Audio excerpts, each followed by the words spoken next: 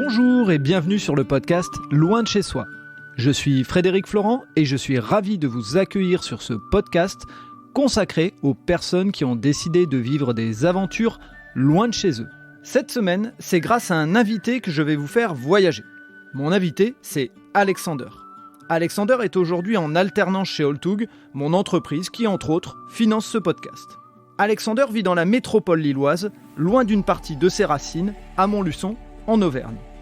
Vous allez me dire, ce n'est pas très loin de chez soi ça. Attendez, ne partez pas.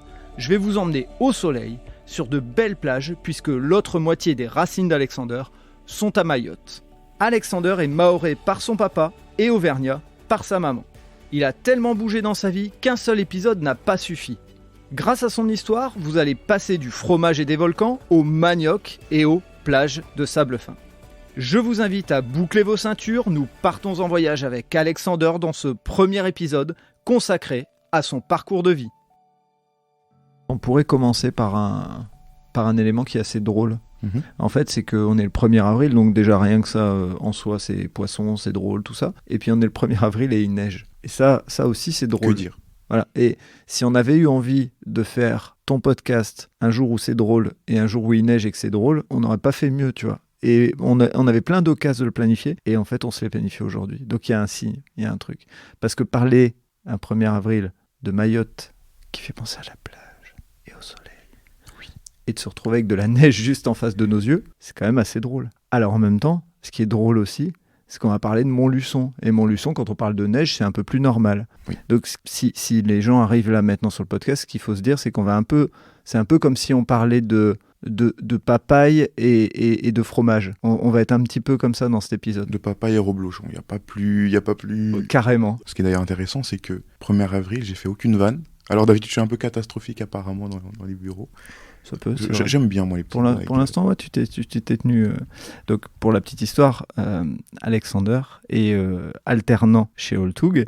Donc Holtug qui est mon entreprise et qui aide à financer un petit peu le podcast, puisque pour ceux qui nous suivent un petit peu, vous savez que le podcast c'est plutôt une passion plus qu'une rémunération. Ça rime, c'est pas mal. Mais donc voilà, je me suis dit que s'il y avait bien quelqu'un qui était légitime pour venir sur Loin de chez soi, c'était Alexander, parce que quand on vous a parlé de fromage et de papaye ou de reblochon, c'est parce que les très racines, bon fromage, voilà, c'est parce que les racines d'Alexander sont et à Montluçon et à Mayotte. Et donc l'idée, c'est de vous faire vivre un épisode dans lequel allez vous fermer les yeux et vous êtes à la plage. Totale. Voilà. Et quand on sait que nous, on a de la neige face à nous, pas mal. Quand on sait qu'on est à Tourcoing et que Tourcoing-les-Bains. Tourcoing-les-Bains, c'est bien connu. Donc voilà. Alors Alexander, est-ce que tu peux nous expliquer un peu ton parcours de vie pour qu'on comprenne pourquoi et Mayotte et Montluçon, parce que les deux ensemble, par principe, au début, on ne fait pas un lien tout de suite comme ça, à premier abord. Alors bon, je vais essayer de faire les choses un petit peu d'une manière simpliste, comme si c'était une réunion, une conversation dans les bureaux ou autre. Concrètement, ça part d'un principe tout simple. Chaque humain a des parents. Voilà, chaque humain a des parents. Et j'ai envie de dire que ma mère est montluçonnaise, parce que c'est montluçonnaise, et mon père est mahorais, et non mayonnais ou mayonnaise. Voilà. Je veux partir sur des principes, pas des questions en commentaire qui reviennent après. J'ai eu trop cette vanne étant jeune. C'est étonnant que le 1er avril, on démarre direct avec mayonnaise. C'est étonnant. J'aurais pas pu me retenir. Je suis désolé. C'est bien, tu as fait. Du coup, voilà. Donc, j'ai une mère qui est montluçonnaise. Je suis né à Montluçon. C'est d'ailleurs là-bas qu'elle a rencontré mon père, qui était venu pour les études. Ce qui est marrant, c'est que à cette époque, il n'y avait pas vraiment de Mahorais qui venaient à l'étranger, du moins en France, en métropole, tout simplement parce qu'à l'époque, ça venait tout juste d'être un nouveau département. C'est le 101e département français. Et donc suite à ça, Mayotte a commencé à s'ouvrir, et du coup, mon père, il est venu étudier ici, donc pour étudier... La métropole, d'avoir des infrastructures qui lui permettent de... Voilà, en fait, tout simplement, il y avait un manque d'infrastructures scolaires, et donc, d'une manière logique, il a voulu venir pour étudier, donc étudier l'électrique, l'électronique de base. J'ai pas encore l'intitulé exact de la formation ou autre. C'est pas grave, ça change pas. La question, elle est, qu'est-ce qui fait qu'il se retrouve à Montluçon ? Parce qu'il aurait pu se retrouver à Paris, la grande ville, en se disant bon, j'ai un repère, il se retrouve à Montluçon. Alors lui, il avait la connaissance de Paris. D'ailleurs, on n'a pas eu énormément de conversations dessus, mais je sais qu'on a dû lui vendre la France comme Las Vegas. Vous voyez, tu vas aller en France, il y aura ça, telle formation, ça va être parfait pour ton avenir. Donc lui, il s'est dit oui. Il s'est dit oui, et surtout, il avait un peu cet esprit un peu visionnaire où il voulait vraiment sortir de Mayotte et voir un petit peu autour. À 10 000 km, c'est loin d'être, c'est un peu plus loin d'autour en tout cas. C'est un peu plus loin d'autour, voilà. C'est pas. Mais du coup, voilà, il a voulu venir travailler ici, se former ici, et on lui a proposé Montluçon, tout simplement. Et voilà, il y avait des villes qui avaient cette formation spécifique pour que ce soit tout simplement en cohérence avec ce qu'il veut faire plus tard. Voilà, il s'est dit, bon, il n'y a pas de choix, il faut que j'aille à Montluçon, il faut que j'aille étudier là-bas. Une question que je te pose, je me permets de te couper, mais est-ce que tu as déjà discuté avec lui ? Est-ce que quand on lui dit Montluçon, il sait où il va se retrouver, sous-entendu, je parle vraiment pas de dénigrement de Montluçon, mais bien sûr, au niveau du climat, ouais. Il le sait. Au niveau du climat, il a à l'oreille le fait que, voilà, il fait pas très beau en France. C'est pas le même temps. On lui dit surtout, mets ta doudoune. Voilà. Alors il dit, doudoune, mets ta doudoune, tout simplement. Et du coup, voilà, il s'attend à quelque chose qui n'est pas réellement ça. C'est-à-dire que lui, il pense qu'il va faire simplement froid, mais non, c'est glacial. Et puis... Moi, j'ai envie de vous dire, quand vous vous levez le matin et qu'il fait déjà 25 degrés, alors qu'il est que 8 heures, Tu parles de Mayotte, on est Je parle bien de Mayotte, pas de Montluçon. Voilà, là, on est pour le cas de mon père.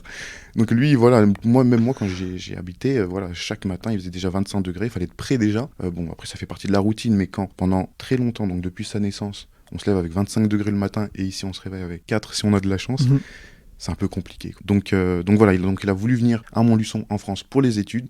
C'est là tout simplement qu'il a rencontré ma mère, qui était aussi étudiante, etc. Donc pour d'abord un peu plus revenir sur Montluçon, parce que je pense que c'est bien quand même de le rappeler. Tu as raison. Parce que oui, c'est aussi connu que New York à Montluçon. Mais je préfère quand même le dire, voilà. Ouais, tu as raison. C'est le New York de l'Auvergne. Voilà. Donc je vais pas faire tout un Wikipédia dessus, mais c'est non loin de Clermont-Ferrand, à l'ouest de Lyon, à 2 heures. Et tu nais là-bas, toi ? Ouais, je suis né là-bas. On est resté là-bas sans forcément retourner à Mayotte, sans que mon père retourne à Mayotte. Voilà, il a fait plusieurs années d'affilée là-bas. Il y a eu quelques années avant ma naissance où il a étudié. Lorsque je suis né, il continuait d'étudier et après il a commencé à travailler aussi. Et du coup, j'ai commencé à arriver à la primaire, etc. Ce qui est marrant, c'est que du coup, lui, vu que j'étais aussi son premier, il apprenait aussi à vivre dans une nouvelle ville, entre guillemets. Dans un nouveau climat, donc il a fallu qu'il s'adapte, et des fois on se rend pas compte, mais aller dans un autre pays qui est vraiment à l'opposé du sien, où on se rend compte que au final c'est pas comme ce que je pensais, c'est un peu compliqué.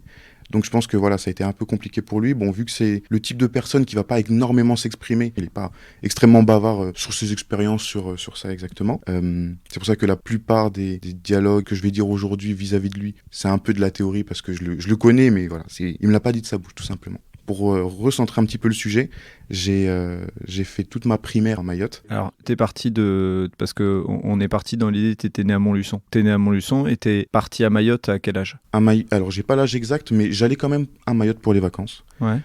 Quand j'allais pour les vacances, c'est que même étant nouveau-né, la famille pour nous à Mayotte c'est très très important. Donc, dès qu'il y a une naissance, même si tu es en France, tu vas à Mayotte, tu présentes le bébé, c'est culturel, il y a la petite tradition, la petite fête qui va avec, etc. Mais ton premier souvenir justement, puisque tu dis que tu vas pour les vacances, ton premier souvenir c'est quel âge à peu près ? Tu as des souvenirs, des ancrages sur le fait d'y aller pendant les vacances à 3-4 ans ? Parce qu'à 3-4 ans on sait qu'il nous reste des images, pas de trucs très concrets. Ça. Ce qui est marrant, c'est que je me rappelle d'événements qui se sont passés il y a très longtemps.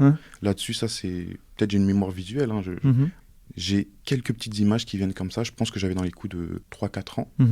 Bien évidemment, je suis déjà venu à Mayotte avant, mais j'étais encore enfant. Et c'est quoi ces images justement ? Elles sont de quelle couleur et tout ? On imagine que les gens ils sont en train d'écouter. Quelle image ils ont de Mayotte ? Parce que ça se trouve, les gens ils ont une image détournée et toi t'as celle de petit. Pour faire un plan un peu à la troisième personne, on va dire que je vois tout simplement le feuillage des arbres au niveau du ciel. Voilà. Donc je suis sous les arbres et on fait un plan où je regarde ensuite en face de moi et je vois un zébu. C'est un peu bizarre, c'est vraiment cru. Voilà, je l'ai dit de manière crue, mais je vois un zébu. Et c'est vrai, c'était on était dans un truc hyper poétique et on tombe sur le zébu. Ah oui, c'est une certaine forme de poésie, ça conserve le naturel du conte. Mais voilà, du coup, je vois un zébu. Et moi, à ce moment-là, j'ai pas encore le souvenir de toutes mes réactions, mais voilà, c'est cette image-là que j'ai. Je vois un zébu, en arrière-plan, bien évidemment, je vois mon père, il est avec les amis aussi. mais bon, le zébu est un peu loin. Voilà, il fait attention à moi quand même. Mais voilà, il est avec ses amis, on fait un voulé. Alors, c'est quoi un voulé ? C'est pas conjugué, c'est pas le verbe conjugué, hein, c'est un barbecue, tout simplement. Donc, c'est typiquement le barbecue que tu fais à la campagne. Campagne, là-bas, c'est l'équivalent d'une jungle, en fait, ici. C'est entre les deux. C'est pas les macaques. Bon, il y a quand même des maquis, qui est l'équivalent des singes, mais on y reviendra. Mais voilà, grosso modo, le voulé, c'est un barbecue qu'on faisait à la campagne. Et donc, moi, je sais que je m'endormais à ce moment-là.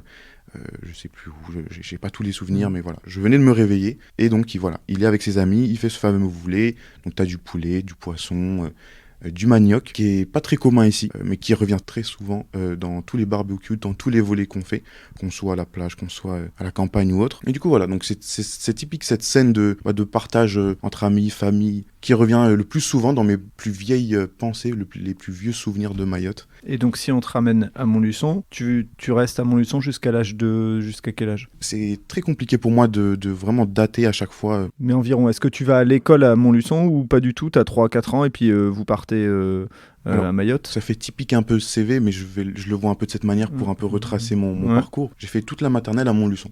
D'accord. Ça, c'était sûr et certain que je fasse cette étape-là là-bas, puisque mon père devait encore se former. Et du coup, moi, à côté, j'allais à l'école maternelle de Montluçon. Et j'ai commencé à faire la primaire également. Okay. À ce moment-là, fin primaire, mon père a dû être muté. Donc, on va tous à Mayotte, qui est aussi la première expérience. Alors, juste une petite pause avant de rentrer dans le détail Mais on sait tous que quand on rentre en maternelle et CP, début de CP, on se fait des copains. Ça se passe comment le départ pour toi ? Avant de rentrer dans la découverte de Mayotte ? Parce que loin de chez soi, c'est aussi ça, c'est aussi de dire... accepter de vivre des aventures, là en plus ça n'a pas eu le choix. Autant il y en a certains dans le podcast qui choisissent, ils ont 21 ans et puis ils disent je m'en vais, je dis au revoir maman et tout, et c'est un choix. Autant toi, tu quittes tes copains. Alors peut-être que tu t'as pas souvenir, peut-être que tu l'as bien vécu, mais en tout cas le partager c'est pas mal. Alors c'est marrant parce que cette notion va énormément revenir du coup. Quand on est en maternelle, le principe de copain, etc., il est quand même important parce que c'est le premier contact humain que tu as avec les autres alors que tes parents ne sont pas là. Mais vraiment, ça va être, par la suite, ça va être vraiment plus marquant. Mais on va dire que par rapport à ce premier départ, j'ai eu mon petit caprice, le même que quand je venais d'arriver à l'école. Donc j'ai eu mon petit caprice, oh, ma copine, mon copain, ils vont me manquer, nanani, nanana. Mais voilà, ça n'a pas été très marquant au tout début. Ok. Et donc, vous arrivez, on va réenchaîner. Ouais. Ta mère, c'est sa première expérience de vie à Mayotte. Là, moi, mon père, ma mère, on arrive du coup à Mayotte. Donc on part de Paris et on atterrit à Dzaoudzi, qui est la capitale, entre guillemets, de Mayotte, qui est située sur la petite terre. Peut-être je peux faire une petite parenthèse comme pour Montluçon, présenter mon Mayotte un petit peu. Mais... C'est une bonne idée même, je pense même plus que Montluçon, parce qu'il y a beaucoup de gens qui doivent avoir des images de Mayotte qui ne sont pas forcément là-bas. Ouais, ou des images un petit peu biaisées, je pense, parce que, bon, on pourra y revenir, mais grosso modo, c'est le 101e département français, situé entre Madagascar et l'Afrique. Donc l'Afrique du Sud, du côté de la Mozambique, c'est 2 îles, puisqu'il y a la Petite Terre et la Grande Terre. Et donc la capitale est située sur la Petite Terre, où on va dire, un petit peu cliché, mais il y a tout, c'est la capitale, donc il y a tous les bâtiments administratifs, les anciennes colonies aussi, entre guillemets, les anciennes bâtisses, tout ça. Et la Grande Terre, avec, attention, Mamoudzou, et c'est vrai que c'est des noms qui sont pas... c'est pas Tourcoing, c'est d'autres types de noms. Mais voilà, c'est Mamoudzou, qui est la capitale économique, puisque voilà, il y a deux terres, donc 2 îles, donc il doit y avoir deux process différents. Mais on atterrit du coup à Dzaoudzi, on prend aussi du coup, la barge pour aller à la 2e île, et c'est là que la vie commence, parce que nous on habitait essentiellement en Grande Terre. On pourra aussi parler un peu de l'expérience de ma mère vis-à-vis de Mayotte, mais pour se recentraliser peut-être sur mon parcours scolaire ou autre, je dirais que voilà, j'ai travaillé essentiellement en Grande Terre, à Tsingoni. Ça c'était le village du coup où j'ai habité toute ma vie à Mayotte. Donc j'ai fait du coup la fin de cette fameuse primaire, donc intégration, vraiment plein dans l'année, je viens. C'est à ce moment-là en fait que j'arrive à voir la différence vraiment extrêmement large entre Mayotte et la France, d'un point de vue éducation que d'un point de vue social avec les amis. C'est pas facile aussi pour tout le monde de venir en grande section ou en CP ou en CM, qu'importe le niveau de classe, mais s'intégrer auprès de nouveaux copains, parce qu'il y a, comme un peu partout, il y a déjà un petit peu les clans, des petites équipes, etc. Donc c'était un petit peu particulier pour moi, parce que moi j'étais un enfant tout timide aussi. Je venais d'arriver en plein, c'était un petit choc pour moi, parce que il y avait plein de gens qui me ressemblaient. C'est un peu bête, parce que maintenant voilà, c'est plus démocratisé, mais en France et tout, mais voilà, il y avait plein de gens qui me ressemblaient, et on parlait une langue que je ne maîtrisais pas, parce que moi je suis franco-maoré typiquement, même si ma mère a des origines polonaises Et moi, quand j'arrive à Mayotte, quand j'arrive en fin primaire, j'arrive et puis je vois qu'il y a toute une culture qui est différente. Donc ce qui est intéressant, c'est qu'on voit que c'est pas forcément que les adultes qui sont concernés, comme quand quelqu'un va faire un voyage à l'étranger, que ce soit professionnel ou autre, mais c'est aussi les enfants.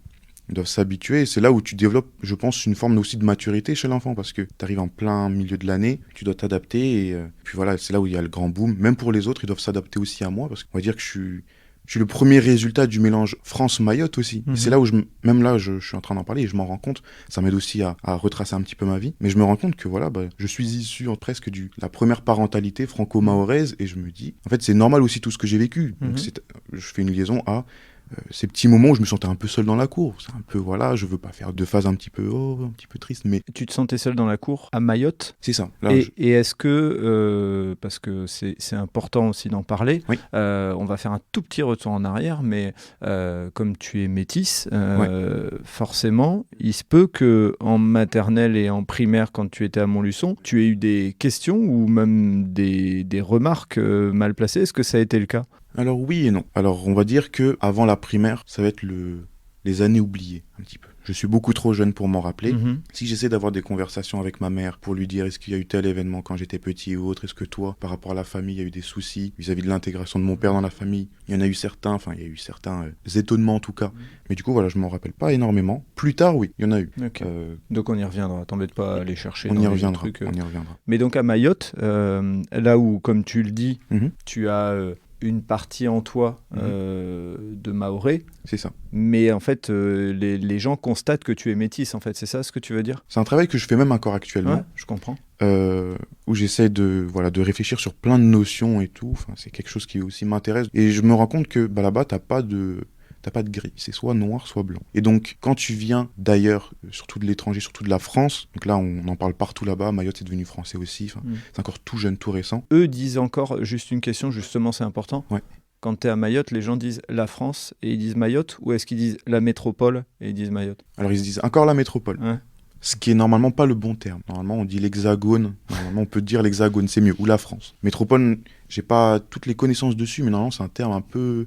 C'est pas le bon terme. Du moins, c'était le terme qu'on utilisait, il me semble, dans les époques coloniales. Je sais pas, je maîtrise pas assez, donc c'est pour ça que je préfère te poser la question. Voilà, à prendre encore avec des pincettes, mais voilà, je sais que maintenant, les hommes politiques là-bas, je sais qu'ils disent plus l'hexagone plutôt que la métropole. C'est comme ici, le Covid, la Covid, et ben là-bas, on a des termes à employer, ça prend du temps et c'est normal. Pour revenir un petit peu au sujet scolaire, je suis arrivé du coup fin primaire, ils parlent pas la même langue, et en plus, c'est typiquement aussi un peu l'étranger, pas d'un terme péjoratif, mais vraiment, je suis nouveau, T'es nouveau, voilà. C'est même tout simplement. Quelle que soit ta couleur de peau, exactement, quelle que soit tes origines et tout, exactement. t'es nouveau. Donc, là, je mets en pratique tout ce que mon père m'a appris au sujet de la langue mahoraise. Donc, on employait un petit peu le vocabulaire basique à la maison en France, à Montluçon. Je parlais pas énormément mahorais, mais je l'entendais vraiment beaucoup parler, que ce soit avec la famille, les amis, et surtout, lorsqu'il me disait ferme la porte, il me le disait en mahorais, je savais qu'il fallait fermer la porte quand je rentrais à la maison. Donc, il a fallu que je m'adapte, même pas 2 ans. Ça a duré 2 ans. Tu dis même pas 2 ans, mais c'est long, 2 ans. C'est moins long que ce qui arrive, du moins. D'accord. Donc, c'est même pas 2 ans, et très sincèrement, j'étais timide à l'arrivée, mais j'ai pu assez bien m'adapter. Donc, même s'il y avait ce petit moment où on me regardait un petit peu bizarre au début, on va dire les premières semaines, on me parlait en mahorais direct, moi je regardais avec des yeux ronds.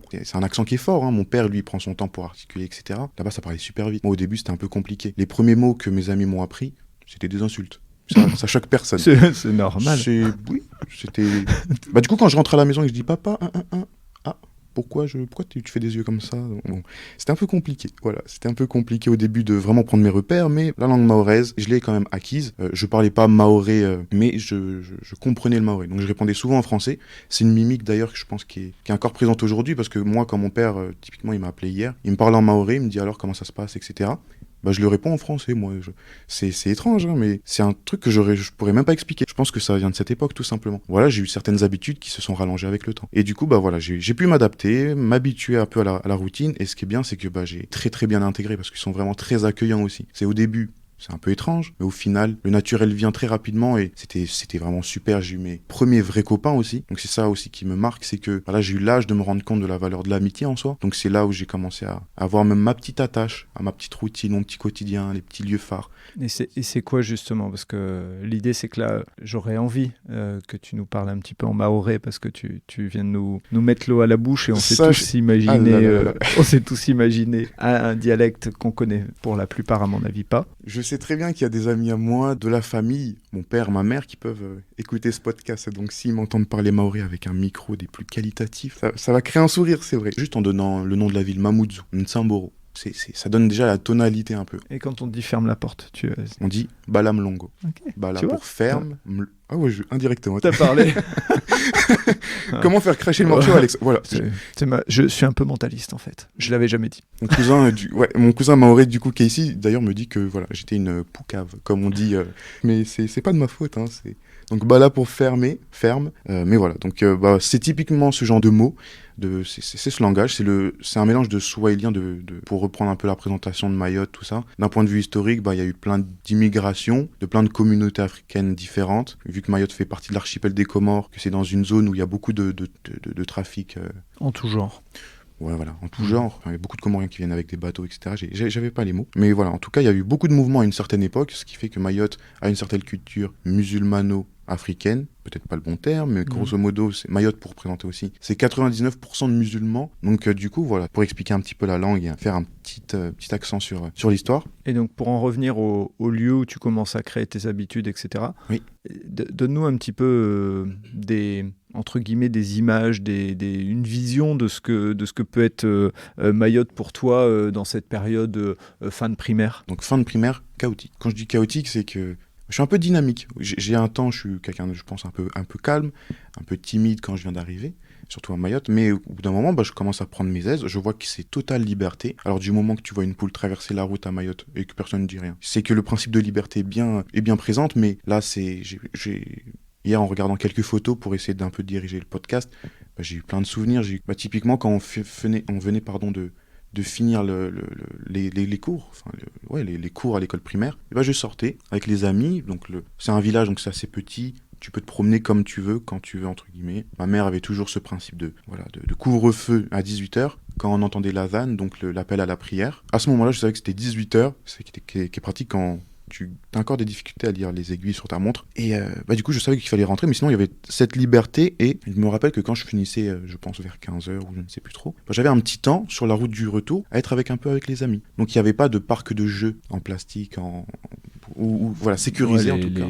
Les street parks, machin. C'est ça. Il n'y avait pas ça, mais il y avait la nature, tout simplement. Et donc là, ça peut être typique, hein, mais on avait nos billes, on se mettait sous un manguier, on jouait.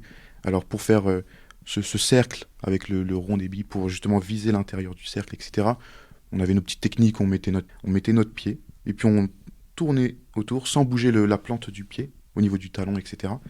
On bougeait pas, donc ça faisait le cercle, on faisait compas avec notre pied, et donc là on jouait avec les billes, tout le monde était même pieds nus à ce moment-là, ma mère n'était pas très contente, ni mon père d'ailleurs quand je rentrais après, mais bon, on passera les détails, pardon maman, mais du coup voilà, c'était typique le genre d'activité qu'on faisait, donc tous les enfants couraient partout, c'était un peu vraiment, c'était un cadre idyllique pour un enfant, il avait sa première liberté, alors que j'étais assez jeune. Je faisais mes premières bêtises aussi. Donc quand je dis chaotique, c'était qu'à partir de ce moment-là, ils avaient leur mode de fonctionnement aussi, les Maoris. Très jeunes, ils avaient déjà cette, je pense, indépendance, vis-à-vis des parents. Ces petites bêtises se faisaient un peu plus tôt, je pense aussi, vu qu'il y avait cette liberté aussi. Hein. Ça veut dire que quand ils sortaient, les parents n'étaient pas forcément au courant. Souvent, c'est vite quand même. Je reviens sur mes propos parce que bon, les villages, les grands-mères, c'est les caméras, typiquement. C'est quand il se passe un truc, mon père était vite au courant, parce que vous avez ces dames qui se posent sur le carrelage, sur les terrasses, qui sont là, fermines de dormir, mais elles sont au courant de tout, elles connaissent tout de toi, ton nom, prénom, groupe sanguin, tout, c'est incroyable.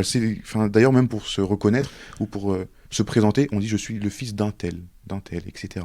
Ça va très très vite. Mais du coup, en plus, moi, voilà, on me voyait très vite parce que j'étais un peu plus clair que la normale, entre guillemets, que les autres personnes. Mais sinon, voilà, grosso modo, je sortais des cours, je jouais aux billes, je courais un peu partout, je grimpais un peu aux arbres en plus, petit arbre. Bon, je me justifie pas par rapport à mon père qui m'écoute, mais c'était quand même des petits arbres, papa. Faut pas t'inquiéter. Voilà. Même s'il m'a déjà vu dans un manguier. T'es toujours en vie, c'est le principal. Oui, j'ai j'ai pas de problème. Hein, voilà. Je jouais, une fois, je me rappelle, je jouais sur une carcasse, entre guillemets, de voiture, abandonnée. Ça, c'était la grosse bêtise. C'était qu'on je voyais mes amis, tout le monde autour. Donc moi, je me dirige là-bas, je me dis, c'est un peu particulier quand même de jouer dessus. Mais moi, je me dis c'est normal. En plus, avec le jeune âge, l'influence, tout ça. Donc, j'y vais. Tout le monde joue dessus. Ça saute, on est posé, on glisse au niveau du pare-brise devant. C'est typique. Hein. Et même là, avec du recul, je me dis, mais avec quoi on jouait? Bon, aujourd'hui, c'est plus le cas. Aujourd'hui, je vois très bien que c'est plus le cas, même s'il y a encore cette enfance un peu fofolle, vu que ça a changé. De toute façon, il n'y a plus ces voitures, entre guillemets, lâchées sur la route maintenant à Mayotte. Mais voilà, on jouait un peu avec tout. Créativité commençait. Je pourrais notamment aussi donner une dernière activité avant de passer à la suite, mais alors j'ai plus le terme exact, c'est un terme maoré en plus un peu complexe. On prenait une roue de voiture, une roue de vélo, mais la roue de voiture était beaucoup plus simple. On mettait 2 bâtons à l'intérieur, assez solides, du type manche à balai. On mettait un pot de yaourt. Du coup, au bout de ces 2 bâtons, donc on mettait les 2 bâtons dans ce pot de yaourt, et ensuite on les mettait à l'intérieur de la roue. Donc je sais pas si on arrive à imager un peu ça. Il y a pas mal d'images en Afrique aussi où c'est ce genre de jeu qu'on voit des fois. Enfin, en tout cas, moi j'ai déjà vu. Donc, Et sache que c'est exactement ça. Ça veut dire que on jouait beaucoup à ce jeu de la roue, entre guillemets, dans les rues, un peu sur la route, mais encore papa, c'était pas la route où il y avait toutes les voitures.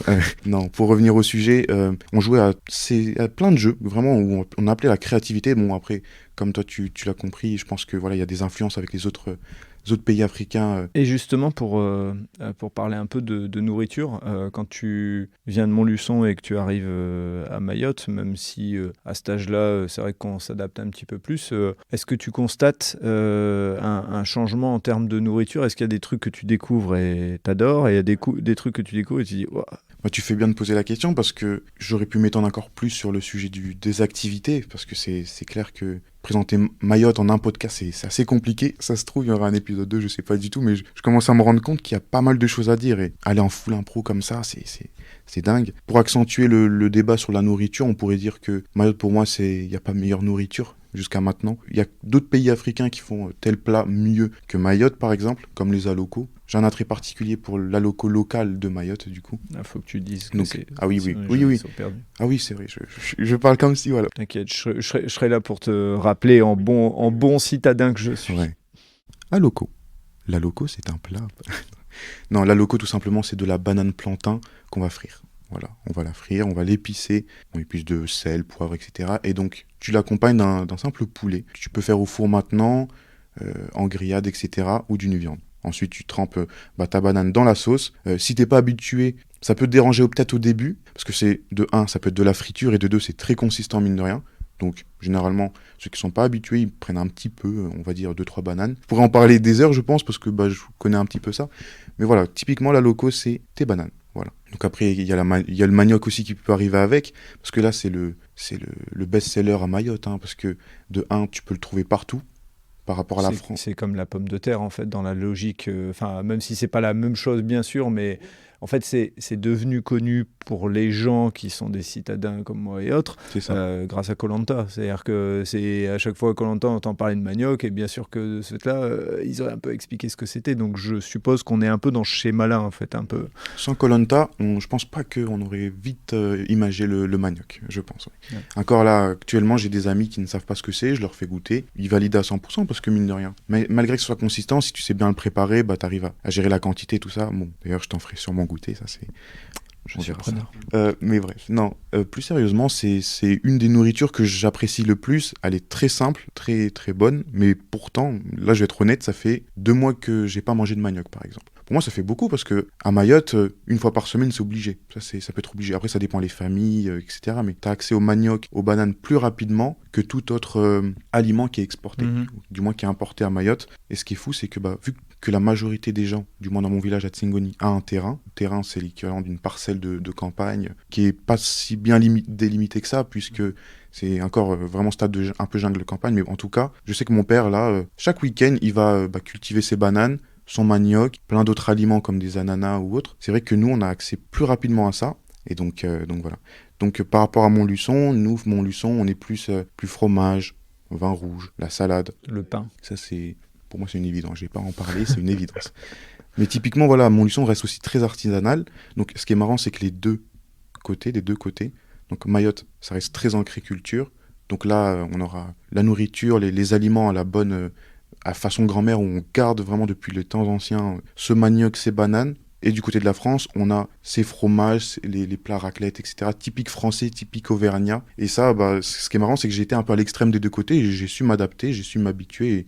Et j'ai pas eu de complications. Pour moi, c'est Je peux manger aussi bien un fromage très fort qu'un piment aussi très fort, même si je te cache pas, je suis pas très fan. Pour moi, ça gâche le goût de certains plats. Mais concrètement, moi, les plats, c'est quelque chose qui va beaucoup représenter Mayotte. Et je pense que voilà, actuellement, je suis assez content de voir que y a des pages Instagram, des chaînes YouTube, même comment dire, des reportages qui se font à Mayotte comme Échappée Belle. Il me semble que c'était en 2016-17. Bon, en tout cas, c'était un petit moment, certes. Donc pas actualisé, mais un petit moment. Mais au moins, tu peux voir un peu la culture de Mayotte en termes alimentaires. Parce que surtout là, on va vraiment voir les plats locaux. Parce qu'à Mayotte, importer des produits francophones, français, en tout cas de l'Occident... Un camembert ou un reblochon, on va prendre cet exemple. Ça se fait de plus en plus. Le problème, c'est que c'est extrêmement cher. Mais il y a même souvent des polémiques qui se font par rapport à ça.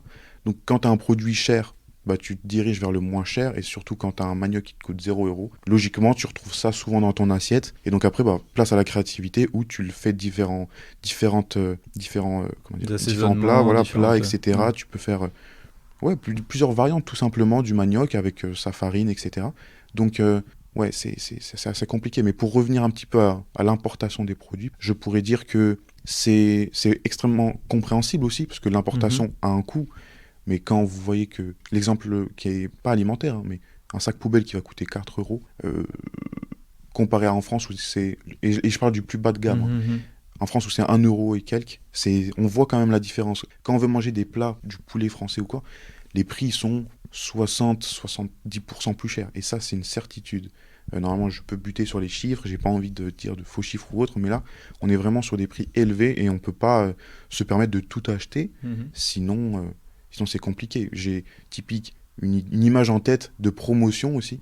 C'était promotion sur le lait français, donc je crois que c'était Grand Lait, il me semble. Ici, je pense que tu payes à peu près 3-4 € maximum le pack de 6, par exemple. Là-bas, on était à du 9 €. Alors que la promotion était appliquée, mais bon. C'est ce qui a beaucoup dérangé ma mère, moi, personnellement. Enfin, je le sais personnellement, parce que je me suis dit, mais comment... elle avait besoin aussi de ses aliments à elle. Elle savait s'adapter. Elle savait manger le manioc ou autre. Enfin, il y a plein de plats, encore une fois, mais je centralise dessus pour qu'on ne se perde pas. Mais typiquement, quand elle voulait son fromage, et ça fait un peu cliché, mais c'est vraiment vrai, elle voulait son fromage et tout, elle en avait un peu marre, quoi. Elle se disait, je peux pas me permettre d'en acheter tout le temps. Alors que c'est que du fromage, tu te dis, normalement, c'est accessible, quoi. Alors moi, ce que je vais te proposer, c'est que maintenant que tu as raconté... le début de ton histoire, et qu'on a fait un gros éclairage sur Mayotte surtout, et puis après on reviendra un peu sur Montluçon, je te propose qu'on s'arrête là pour ce premier épisode et qu'on se lance sur un deuxième épisode derrière, comme ça les gens viendront écouter la suite de ton histoire dans un deuxième épisode, et deuxième épisode dans lequel effectivement on va faire en sorte de coller à ce qu'on vient d'expliquer, mais les gens auront plus de compréhension de la deuxième partie en ayant écouté cette première partie. Ok, pour moi ça m'enchante, parce que je me rends compte qu'il y a pas mal de choses à dire, et surtout ça me donnera une idée pour ordonner un petit peu mes différentes idées, parce que je me dis on verra pour la suite. Voilà, c'est terminé pour ce premier épisode consacré au parcours d'Alexander. La semaine prochaine, suite et fin de ses aventures dans le second épisode. Pour cela, rendez-vous mercredi prochain.